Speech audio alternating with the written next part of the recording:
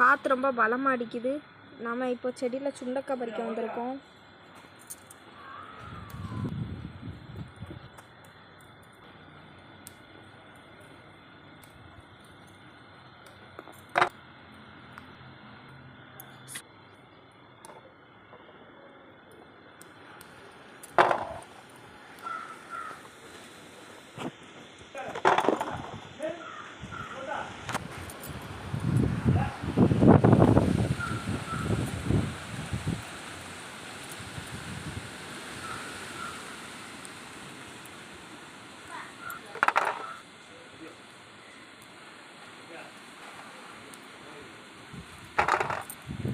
இன்றைக்கி நம்ம செடியில் இவ்வளோ பாவக்காவும் இவ்வளோ சுண்டக்காவும் நமக்கு கிடச்சிருக்கு. வீட்டில் அறுவடை செய்கிறதே ஒரு தனி சுகம்தான். வீட்டில் அறுவடை செஞ்சு சாப்பிட்ற அந்த டேஸ்ட்டே தனி டேஸ்ட்டு தான்.